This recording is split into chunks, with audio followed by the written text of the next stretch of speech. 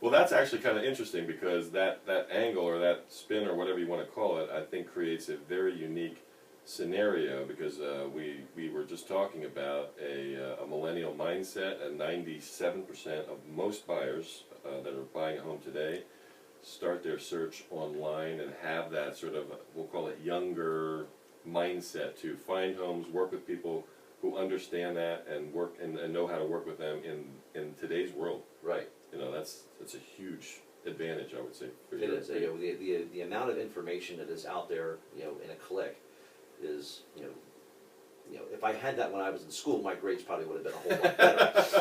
But yeah, it's amazing what's out there now that you can just get your hands onto in a very short period of time.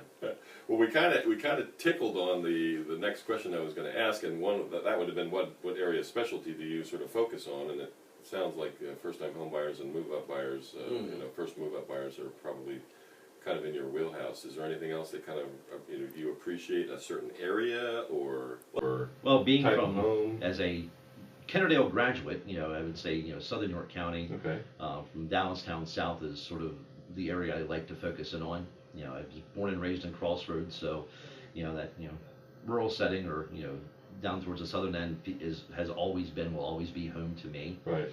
So that's where I feel most comfortable, you know, but that being said, you know, I've also spent a lot of time in New York City that there's really not too many places I'm uncomfortable with going. Cool. But I would say an area that I target is probably closer to, you know, Dallastown and south. But if somebody called you from Dillsburg, you would say, I'm there. Maybe not. Not necessarily. No, I would. If it was Dillsburg, depending on the situation. Right. But I have an agent I can refer to for Dillsburg who that's their specialty. Interesting. In fact, I have a client now. They have a home to sell in Dillsburg. They're looking to move because of their careers towards the southern end. So I am helping them buy their home in the southern end, and I've referred the home that they have to sell in Dillsburg to an agent in my office who specializes in Dillsburg. That way I can focus on the buying end of their home in my area I'd like to work with, right. And they can work in their area that they like to work with and focus better on selling their home. You just exposed an altruistic spin that probably has a little bit of the Keller Williams win-win mentality that I would say, since I've only been doing this 27 years, most agents don't have. And the altruistic spin is you'd rather give your client who wanted to work with you to somebody who does know the area better than you, yes, so they get the best service, as opposed to trying to sort of fake it until you make it, right, just to get the paycheck. Yep. Right. I'd rather have them have the better service, and me not wonder, okay, wait a minute, I'm not 100% sure what's going on up there. Exactly. Let me give you somebody who does, and I can focus on the area I know best.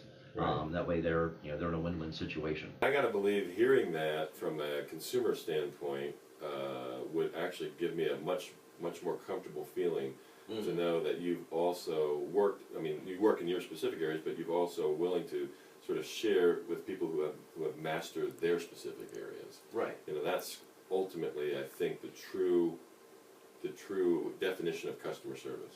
All right. Thank you. I appreciate that. Gimbels gives it to Macy's. That's, you know, everybody's seen Miracle on 34th Street. Right. So when Gimbels sends their customers over to Macy's because Macy's has brand X and Gimbels doesn't have it, they go back to Gimbels when they want more information. And that's what it comes down to, or vice versa, whatever that was. It's been a while since I've seen that movie. So when you were a child growing up in Crossroads, you wanted to become a realtor. No, I wanted to be in radio. Okay. Right.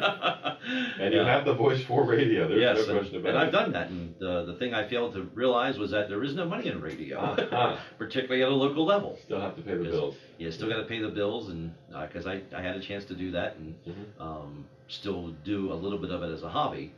But it's because of real estate I'm able now to just enjoy that and do it for the fun of it, and not realize that it's got to be there to make a paycheck and pay a bill. Sure.